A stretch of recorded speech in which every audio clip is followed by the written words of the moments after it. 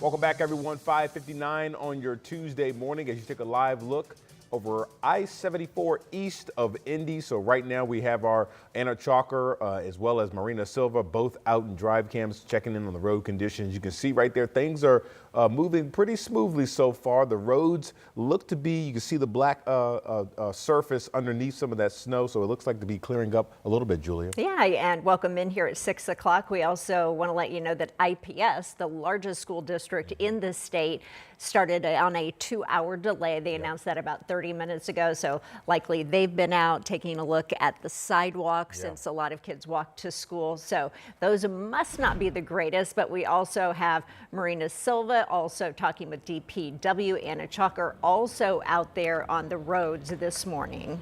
And we do Matt is also keeping a check in what we can expect as the snowfall is wrapping up here at any minute now. Matt, what's the latest as far as the snow ending and how we're looking as far as snow total? That's a good question. We picked up 2 to 5 inches across most of central Indiana, and now we're dealing with the result of it, right? From a forecast standpoint, this gets kind of simple because the snow is getting out, but we're staying in the 20s and will be mainly cloudy today with a stray flurry, but those won't be impactful. Now it's all about how the roads are doing. What's it going to look like when you try to head to work or school, if you've got work or school, depending on how some of these closings shake out. But we're watching the snow get out, still wrapping up some steady showers there around Richmond, Centerville, Hagerstown, south into Connorsville, even in Rushville too. But this is the last band, then we're done. There may still be some flurries kind of here and there, but this is what we're waking up to this morning with some of these cameras. Look in Carmel, streets are covered.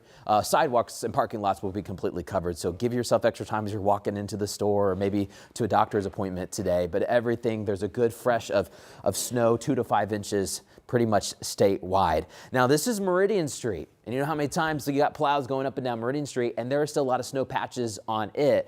It just kind of gets worse from there. Now NDOT crews are working hard. Local highway crews have been working all night, but you guys know it's hard to get that final layer off. Even when you got the plow going down, you still have that slick layer that's on the roads. So give yourself extra time. Every road's going to be a little bit different, but because temperatures are in the 20s, we don't expect improvement to be very quick today. We'll probably stay in the 20s all day long with wind chills in the teens, but we're wrapping up those snow showers in eastern Indiana. Pretty much done other than some flurries around Indianapolis, but now we can really see how the roads are looking. Lindsay, you've been watching the cameras, you've had accidents.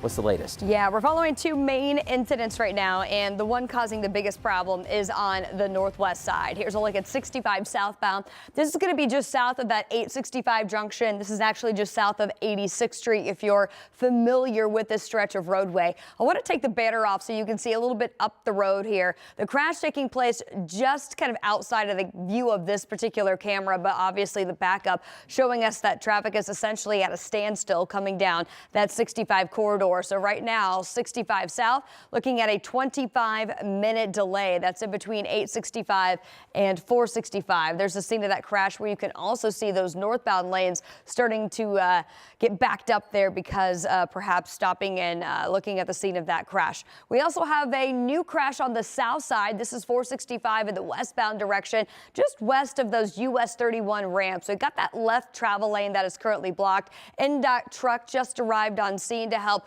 usher traffic out of that far left travel lane, kind of push everything out of the way. This looks like it was a multi-car crash, perhaps 2 vehicles involved, perhaps just a spin out type situation because we do have a lot of snow that is still on the roadway right here. And as you can see, look how slick this is. I mean, this driver just kind of lost control going around the scene of that crash there. Lots of ice and snow still covering even our main thoroughfares. So this is a situation where we're going to continue to monitor that for you as the backup likely to grow here across the south side of town. Right now, if you are traveling, that's a 4-minute delay on 465 west.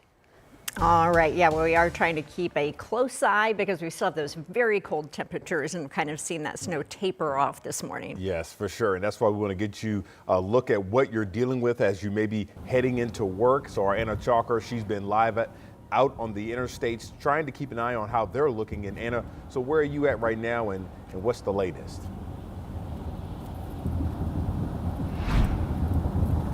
Matthew, Julia, we are here on 74 West, just a few miles south of the casino, if you know where that is over here in Shelbyville. And I'll tell you, 74 has been about the worst interstate we've seen this morning as we've been traveling. And you can see that what you're looking at right now on your screen, just still snow piled up on these roads, even though there have been plows that have gone through. I'll tell you, in some spots, the left lanes of 74, they have not been touched. You can see a little bit of the road, but it really can get hard. I can hear the snow kind of picking up under our tires right now, and it's really just kind of been touch and go all morning long. We've seen these places where they get a little more snow packed than other places, like 69 North when we were up on the north side earlier this morning.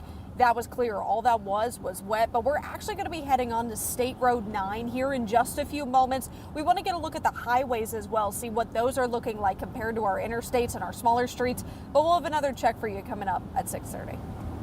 All right, thanks, Anna. Be safe out there. Anna Marina Sylvia is also checking on the roads, but also, those sidewalks out there, and certainly where the parking lots and garages are this morning. Yeah, that's right. We know, Marina, at last check, you were trying to check back in with DPW. So where are you at right now, and what are you seeing?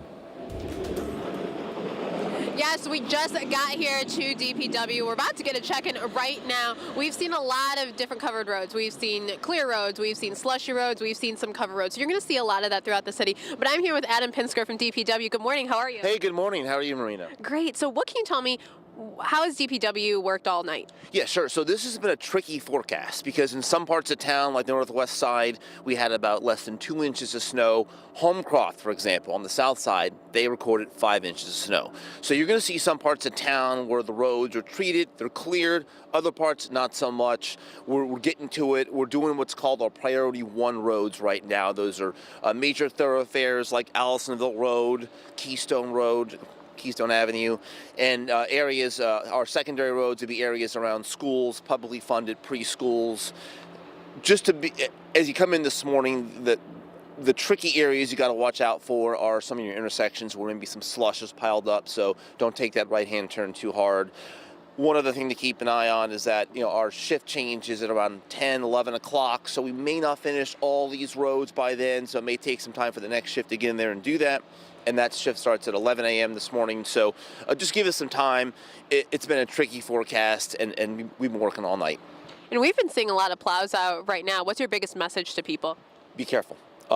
It is getting close to rush hour. Like we were talking off camera before coming in here this morning, there's still a lot of cars on the road. It just turned 6 a.m. So just make sure that you give them plenty of space. And remember that, on a sunny, clear day, you could stop on a dime, but even with salt and no snow on the roads or a little bit of snow, just because you can't see it doesn't mean it's not there, and you can't stop the laws of gravity, so to speak. So.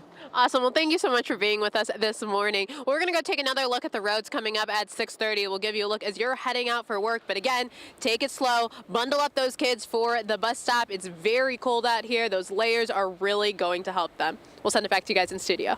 All right, thanks, Marina. Certainly great advice, and you stay warm as well out there. And with the winter weather here, obviously more shelters are starting to open up. This is a look inside a shelter for men on the near southwest side. This is at West Morris Church near Morris and Belmont Streets. The Indianapolis Office of Public and Health and Safety tells us the shelter serves people in need during weather events. It's open anytime. Temperatures are below 25 degrees. A wind chill is below 15 or during snow storms.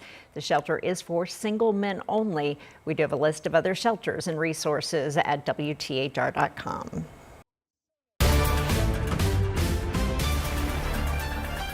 Today, the push to redraw congressional districts here in Indiana will continue as Republicans proposing a new district lines for the state.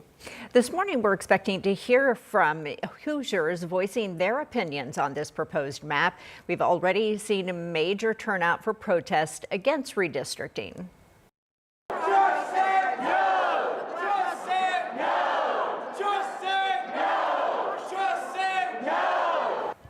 That's when Hoosier voters turned out to greet lawmakers as they arrived yesterday to the open session in downtown Indy. So we know people gathered outside the House chambers all across the state, some arguing it's a moral issue and unfair to redraw maps.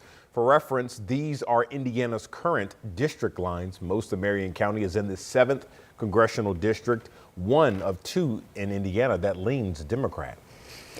The new proposed map would carve Marion County into 4 different congressional districts. House Speaker Todd Huston says this map was drawn to create the greatest advantage for Republicans to gain 2 more seats in Congress. But the Indiana Black Legislative Caucus arguing that it would also dilute the black vote here in Indiana. So today, the new proposed map heads to the committee for debate and public input.